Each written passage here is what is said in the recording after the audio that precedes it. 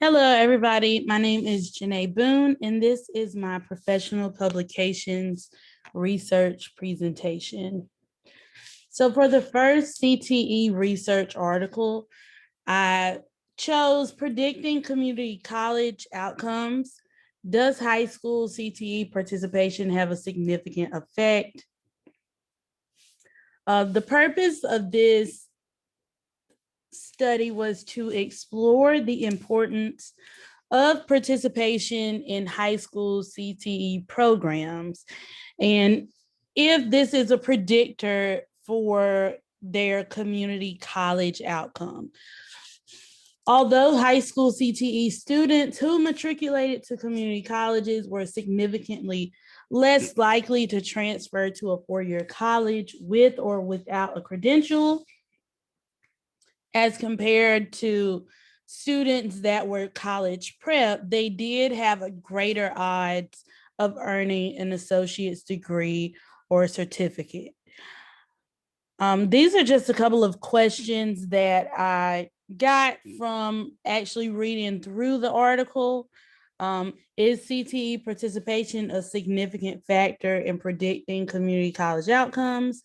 And does the predictive value of pre-college characteristics, including CTE participation versus other curriculum types and environmental factors, differ by the type of community college outcome?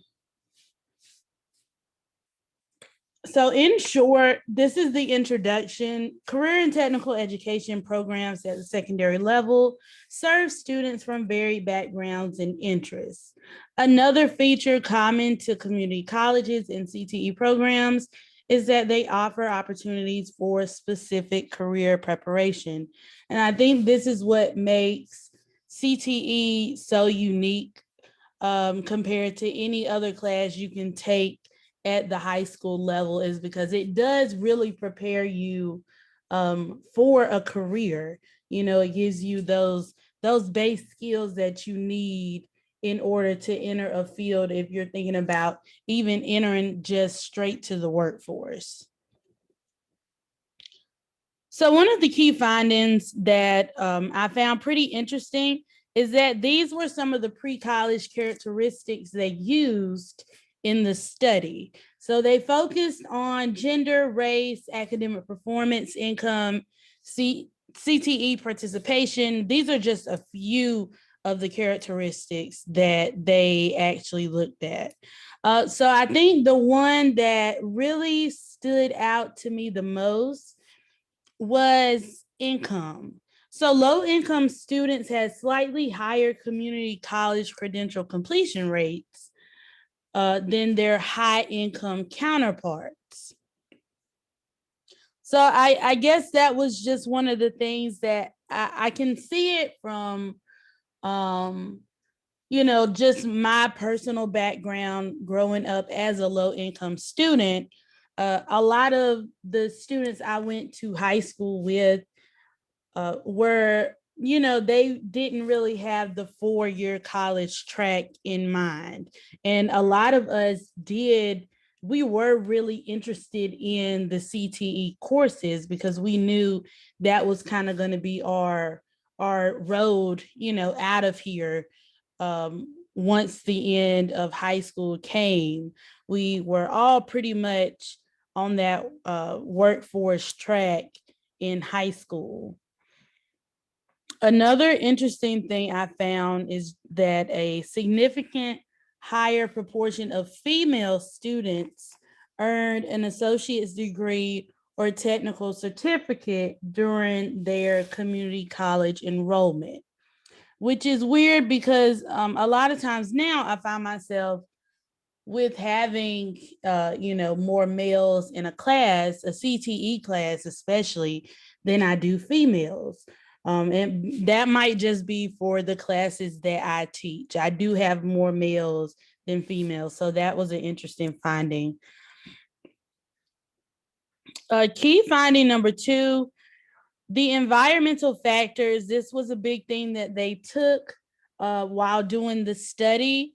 So Wong was a researcher, and he talked about the external demands that may affect the students in their post-secondary outcomes.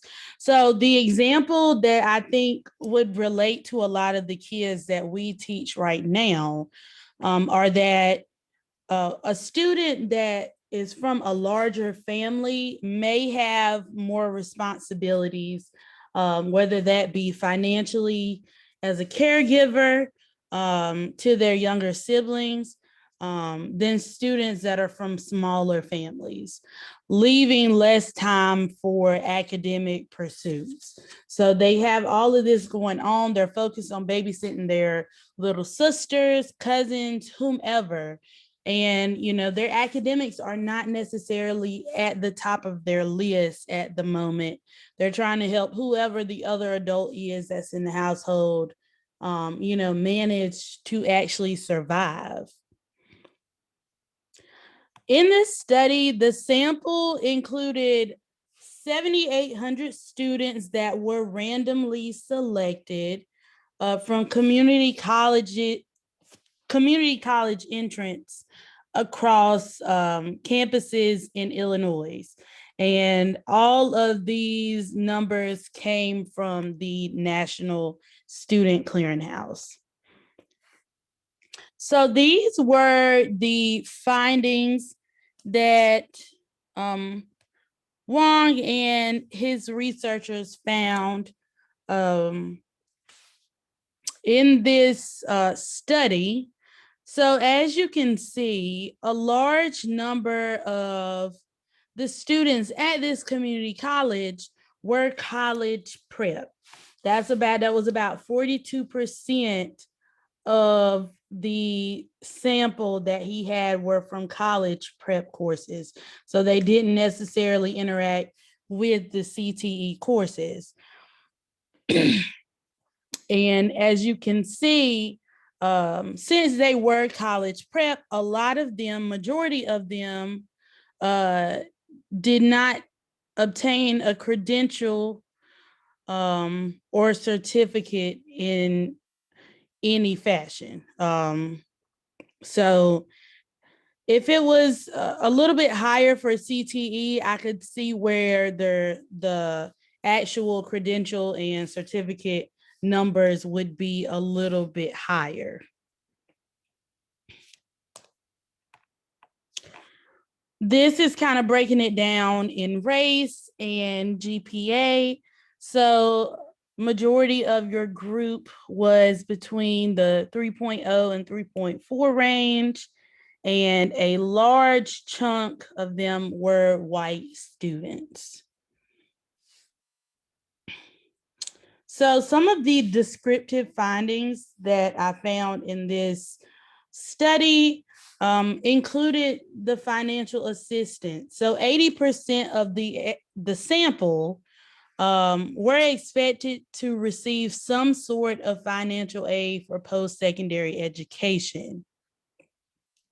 A smaller portion of the sample fell into the high income category, which kind of contradicts a little bit about the environmental factor that we talked about in the slide or two before. The students who you see as low income students would more than likely be the ones that need this financial aid. But, 78% of them needed financial aid, but they were a large chunk of this sample at this community college. So that was a good finding. Obviously, the demographics, 80% white, majority female, 2/5 of the students were classified as college prep, certificate attainment, community college students from high school CTE programs were significantly more likely to earn a certificate as their sole outcome to students that were from college prep programs.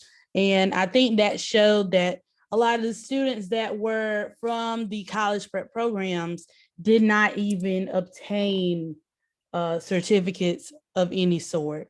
So I think all of this just kind of ties together.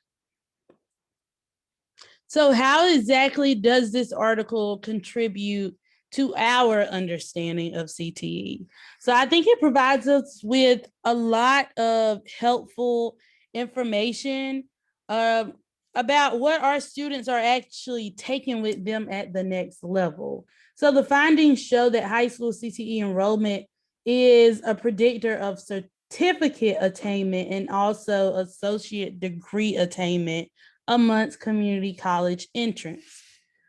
Community college students from CTE programs had a relative advantage compared to those of college prep students. This article also shows us that the movement in CTE over the past couple of years has is changed a ton.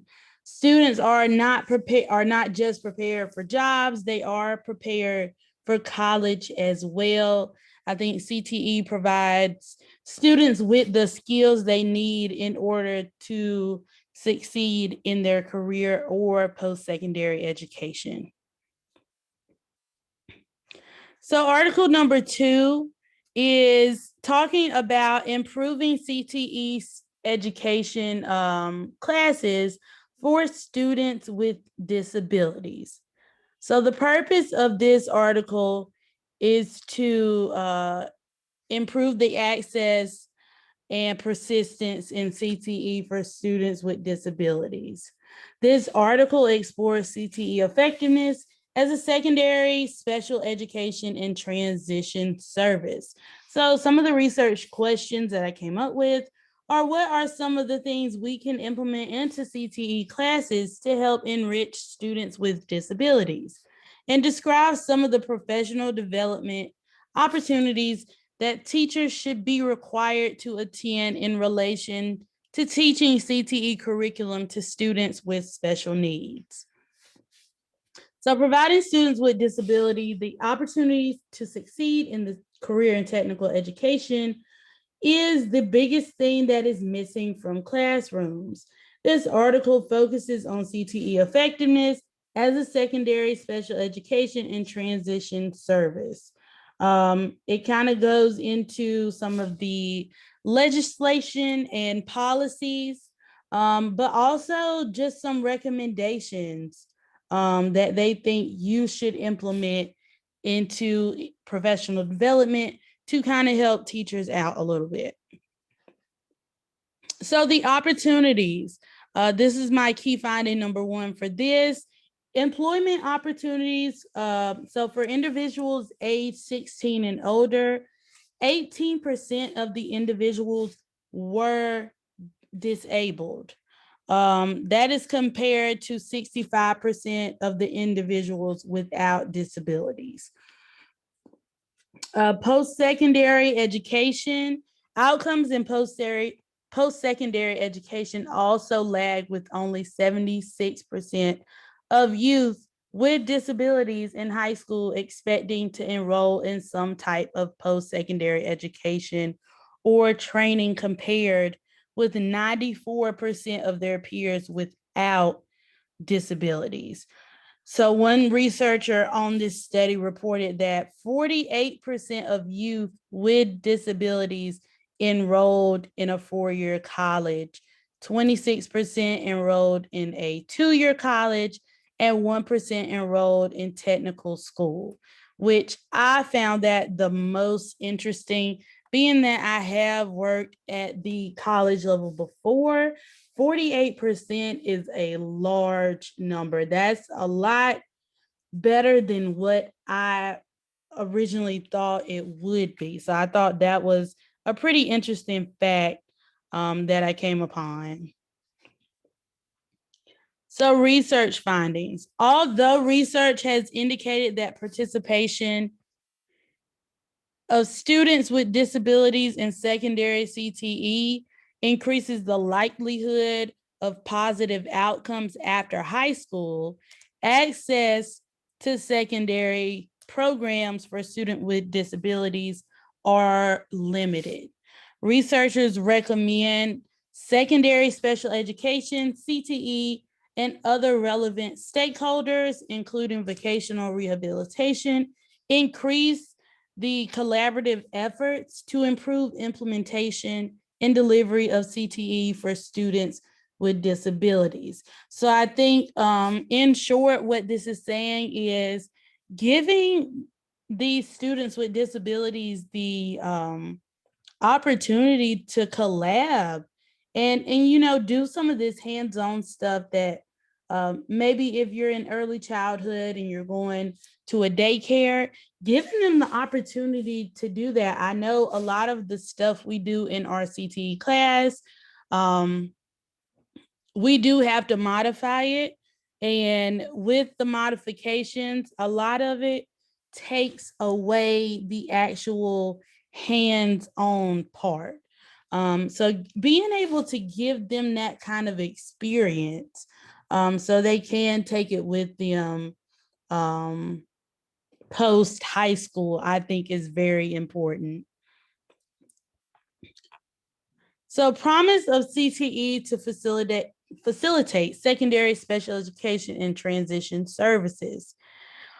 It indicated that the inclusion of vocational services as a component of the IEP is essential for students with disabilities included in CTE general education program. Enrollment in secondary CTE coursework was predictive of positive outcomes in post-secondary education and employment for students with disabilities. CTE provided advantages in employment outcomes among a national sample of 8,900 youth aged between the ages of 12 and 16. Likewise, students with disabilities participating in secondary CTE had positive outcomes in employment. So these are just some of the federal legislation that I came upon. I have really never heard of much of any of these. I don't think these are anything that I had ever been taught, but these are all legislations that, involve teaching students with disabilities in CTE and career pathways and credentialing and post-secondary. These are all very important things for us to know. So these are just some of the acts and this is the Perkins v. Act was actually a this was actually a legislation that I believe was introduced in 2016 by President Trump, which was used to expand opportunities for every student to explore, choose, and follow career and technical education programs of study and career paths to earn credentials of value.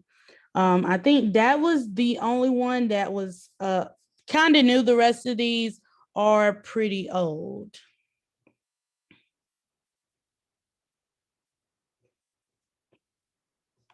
Personnel preparation and professional development recommendations. So in conclusion, without making the entire article study really long, this entire thing was giving teachers that are in the CTE field recommendations on how we can get better. How can we improve? So understanding secondary CTE and special education legal requirements. So IDEA, which is one of the acts that was just featured on the last slide, requires students with disabilities to receive specially designed instruction to include accommodations and adaptions. So your IEPs, those are pretty much what this is referring to. making sure their lesson plan is modified in a way that they are getting all they can and you are teaching them all that they can take in. Knowledge of quality pedagogy. Implementing quality pedagogy is essential to CTE instructors, especially those that are coming in from the industry, like myself and a lot of my classmates. We didn't necessarily have that whole pedagogy thing coming in. So I'm sure a lot of us were like deer in headlights. So professional development activities for CTE professionals that kind of address some of the strategies that you can use for students with disabilities through instruction, assessment, and learning. So, differentiated instruction is something that I have actually learned about in my courses here at App State, and something that I have recently included in my own personal instruction just to make sure I am reaching everybody. Also, ensuring secondary CTE and special education professionals are prepared to teach 21st century skills to students with disabilities. So, employers are looking to hire people that do have those 21st century skills. So, a lot of times they are reluctant to hire students that have disabilities.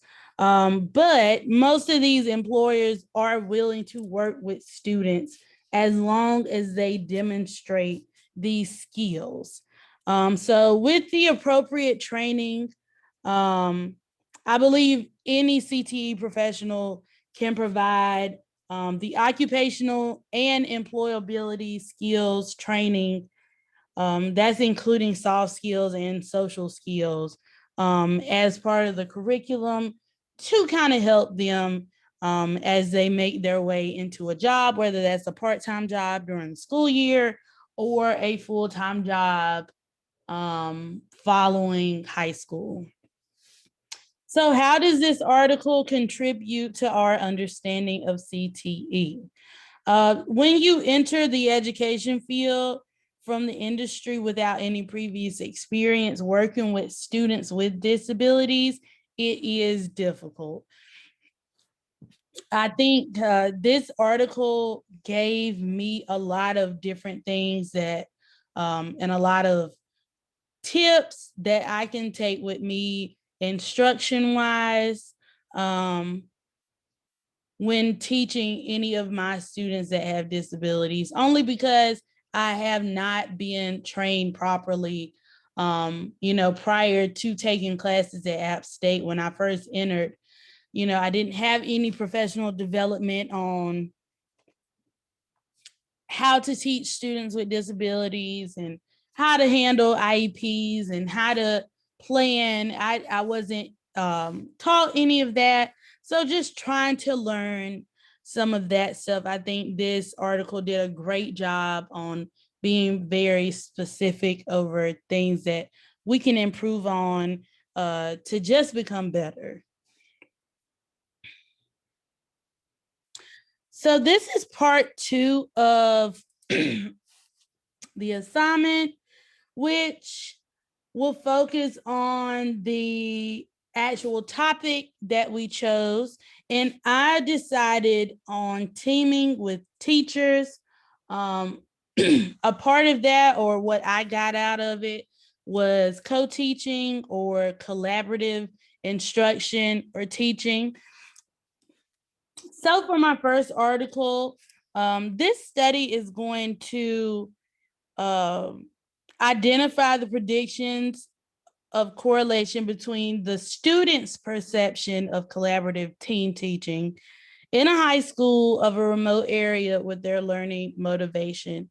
I think a lot of times we focus on what the teachers see, or what the teachers think, but this study focuses on the students and their perception of it. How do they feel about it? What do they see? The purpose of this study was to focus on the importance of teacher collaboration connected to the student learning motivation in itself. So student learning collaboration is usually associated with student motivation, where this search generally emphasizes the impact that the collaborative learning for student achievement has on the student. So these are just some of the key items. Students and teachers, achievement motivation, factually is still interpreted only to focus on student learning experiences with fellow students. Conversely, teacher motivation is also still seen in the teacher's experience to handle collaborative learning with fellow teachers.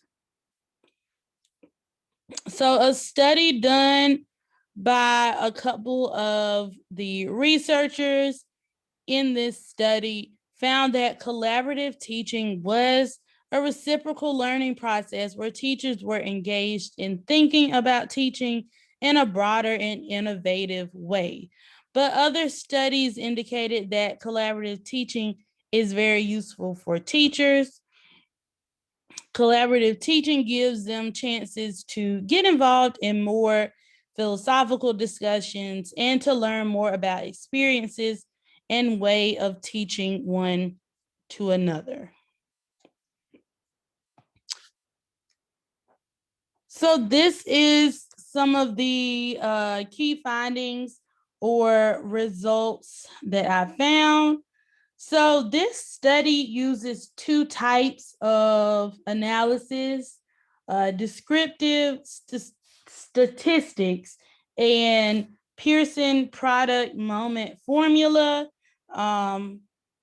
The descriptive statistics are required to define the perceptions about collaborative implementation of the team teaching model, whereas the Pearson product moment formula was used to analyze the prediction level of correlation obtained from opinions about the implementation of collaborative team teaching with achievement motivation. So this research engaged two questionnaires regarding the perceptions of collaborative team teaching. It contains 15 items that explore information on the context of learning implementation in three aspects, namely skills, knowledge, and learning process. The data to your left is going to show that the average student believes that the implementation of collaborative team teaching is acceptable and worthy for 10 meetings with the scale level of 3.4. This means that students share an agreement on the implementation of collaborative team teaching in their school.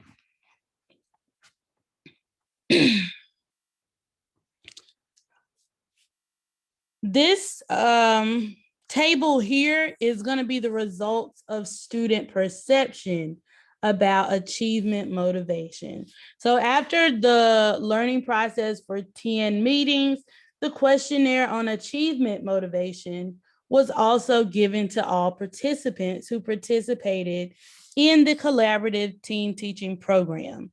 This data shows that learning motivation in terms of strong expectations in obtaining achievement is at a level 3, meaning they do agree and are determined that the expectations for achievement are well owned by all students. Likewise, when it comes to the process of gaining achievement, it is also at level 3, where students have a strong awareness to undergo the proper process when they have expectation of achieving gains naturally and well.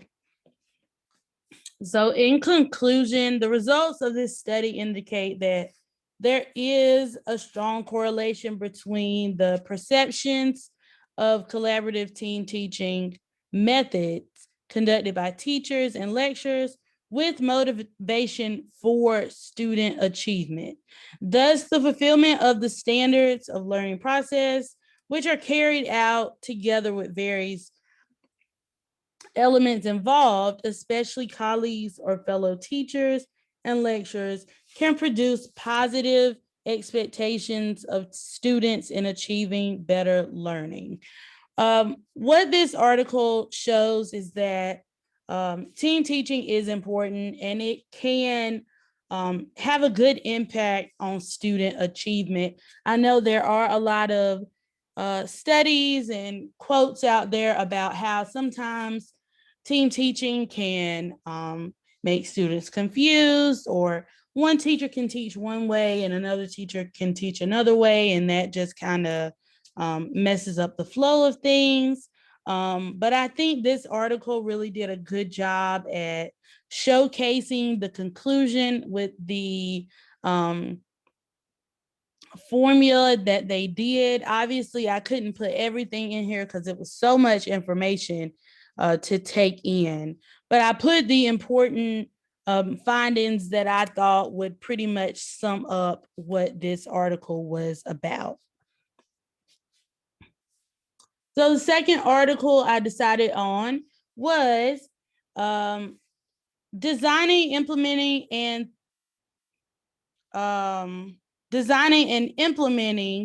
safer co-teaching for inclusion.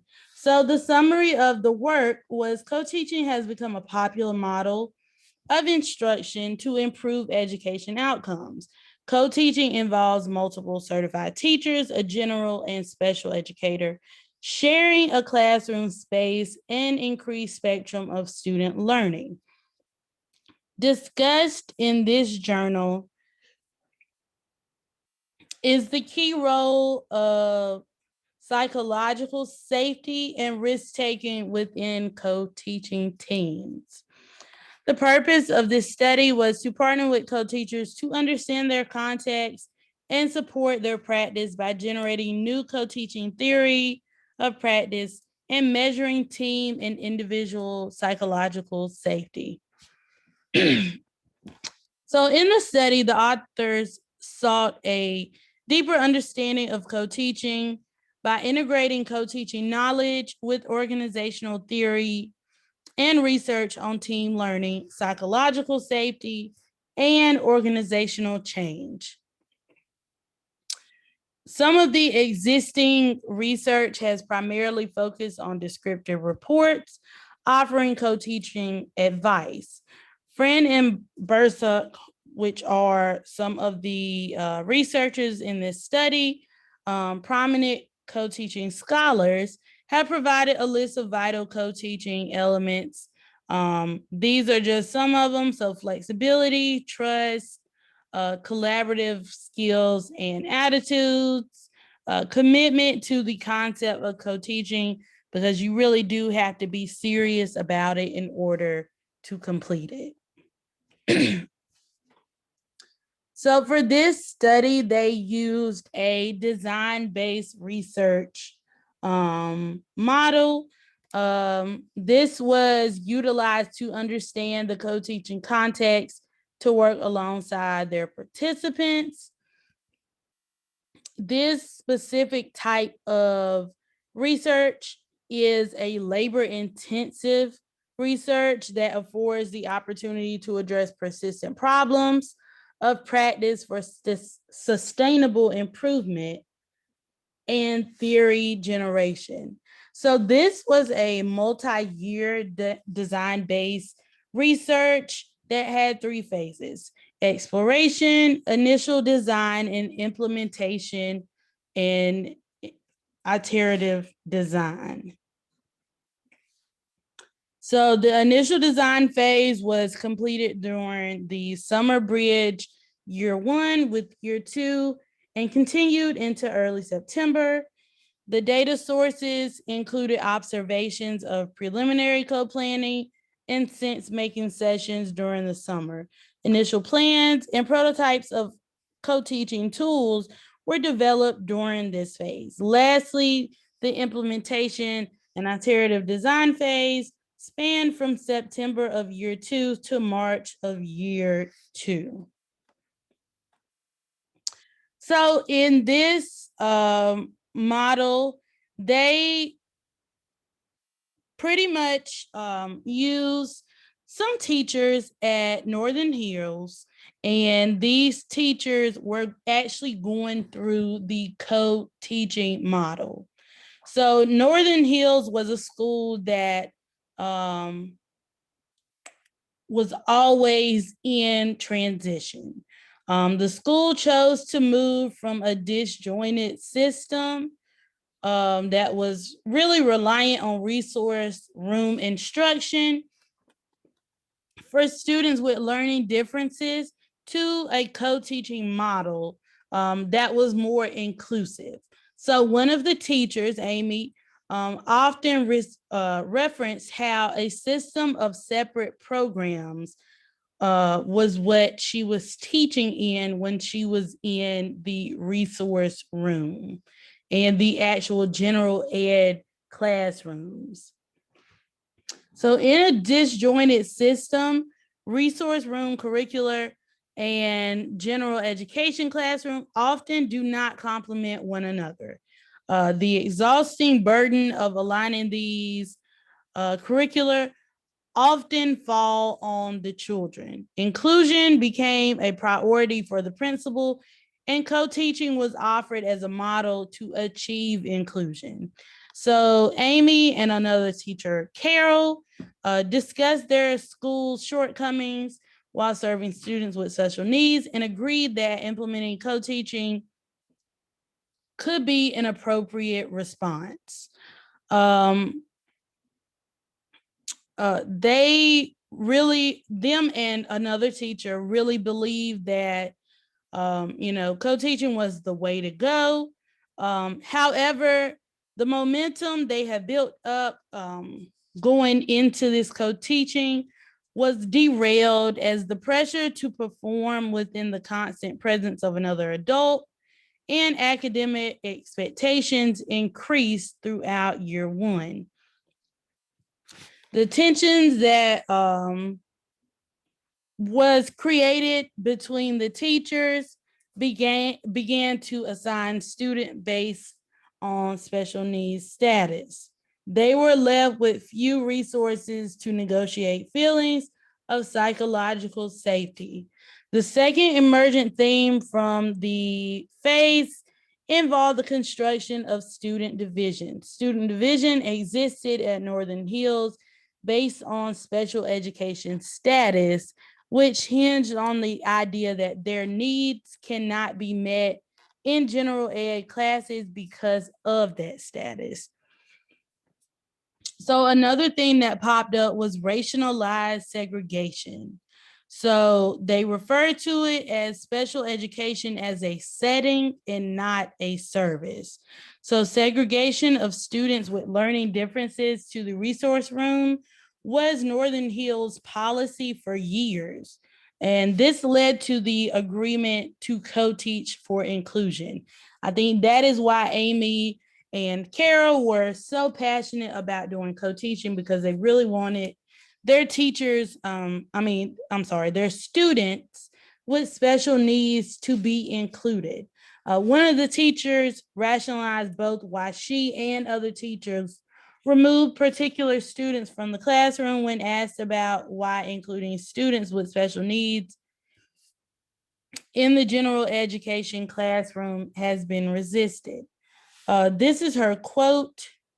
Though important, unfortunately, a co-teaching team's historical knowledge cannot be the peninsula for effective implementation.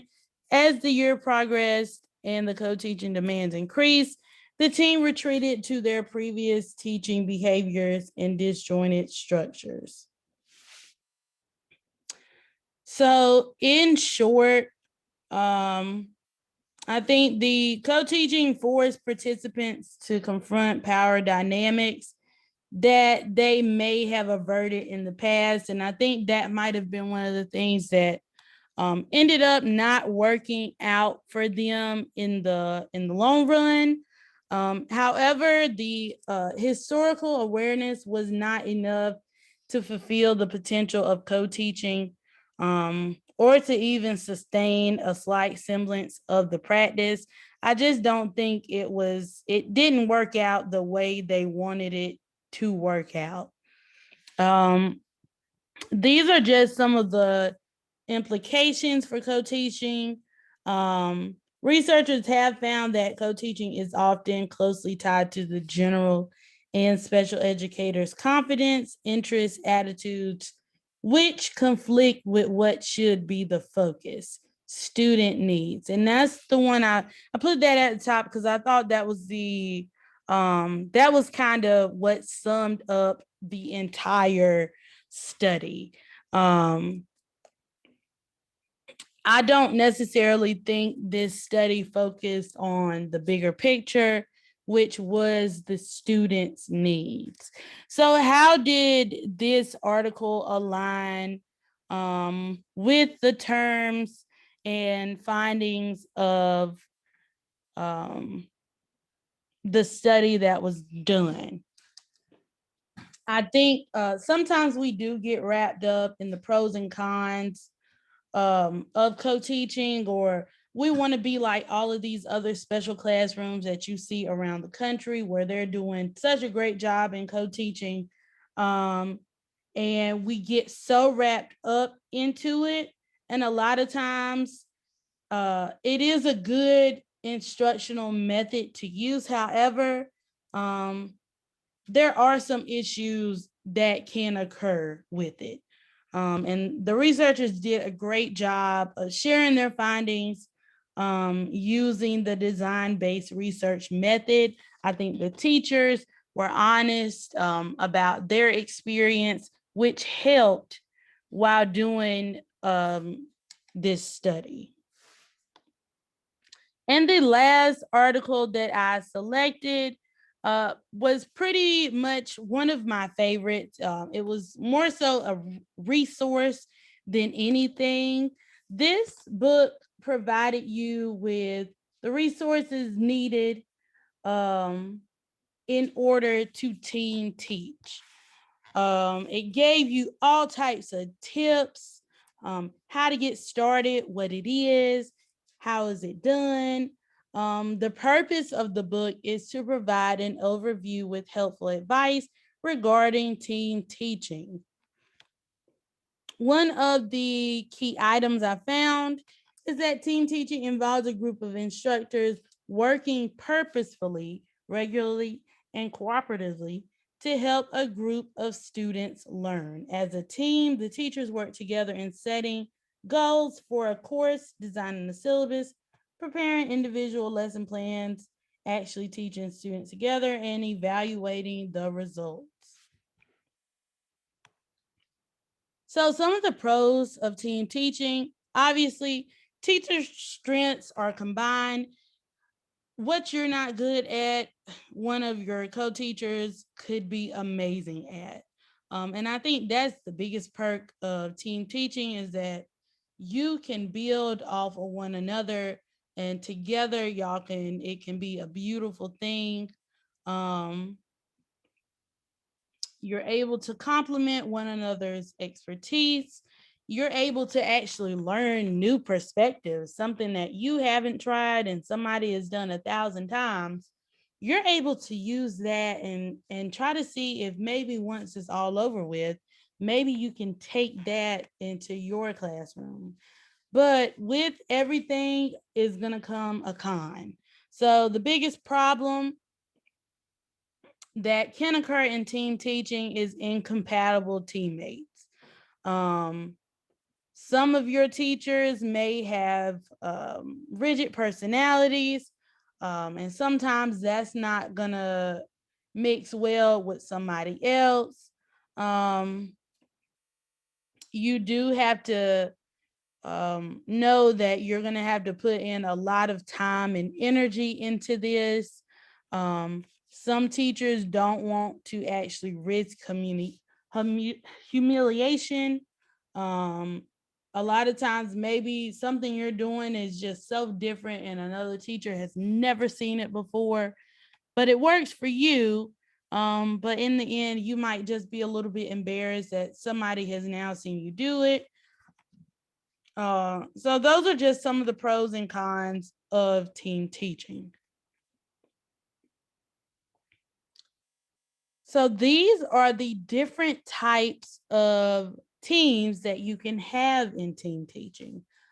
So you can have single disciplinary teams, which consists of teachers from the same department teaching a common set of students, which is the more common type of team teaching that I have heard of. You can also have interdisciplinary teams, which will consist of teachers from different departments using a common block of time to instruct a common set of students. Usually it's going to be with gen ed core curriculum. Or you can have a school within a school team, which is something I've never heard of. But these are teachers from different disciplines instructing a common set of students over an extended period of time, usually from 2 to 4 years. Um, so this is a quite interesting one. From what I saw, this is one that is mostly used internationally, and they use it in other countries. But single disciplinary is one that you will find more often used in the US. So these are just some of my key findings, results, and my conclusion. Um, Even though it has been going on a long time, for thousands of years, in all types of settings, it's been used successfully in every field from education to business to medicine to military. It works with all kinds of students. Teams can be organized vertically or horizontally, but whatever the organizational structure, attention must be paid to issues of conflict and leadership so the team can work smoothly. The biggest benefit of team teaching is to improve the quality of education, helping teachers teach better and helping the students learn better. So, how does this article align in terms of their position and their findings? So I think this article does do a great job of explaining the concept of team teaching. I was not informed of how this worked or anything until I actually heard another classmate of mine mention that she is involved in co-teaching, which I thought that was interesting because we don't have any form of that at the school that I currently teach at. So some of the tactics that were mentioned in the article are beneficial for those who are really interested in doing this method of instruction. So some of my final takeaways, um, I think one thing I would take away from it, and I would tell this to pretty much every person I know that is entering into the um, education field as a CTE instructor, is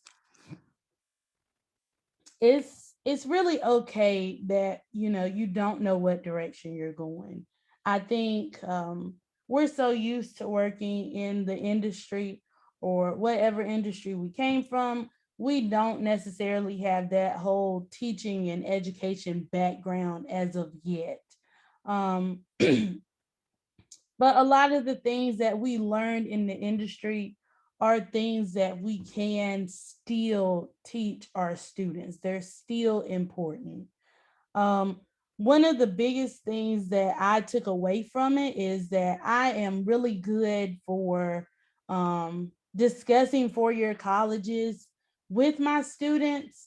But I think 2-year colleges and community colleges and technical schools are they might be better suited for students that I know are, real heavy in their CTE courses that I can see are not really planning on going to a 4-year college, but are interested in participating in, any of the business type jobs that we have, or health science, maybe just helping them understand community colleges or the opportunities that they can take straight out of college.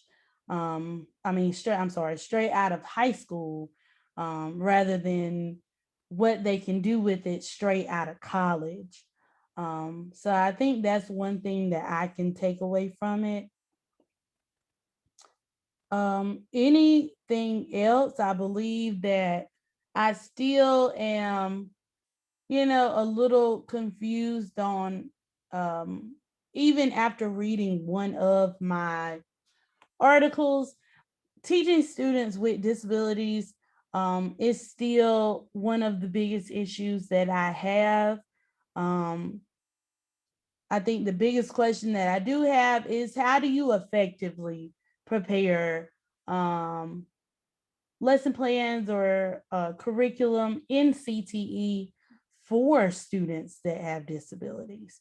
I think that's one thing that I could probably stand to learn something a little bit more about.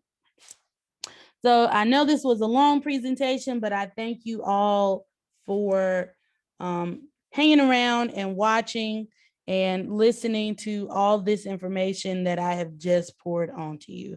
Thank you again.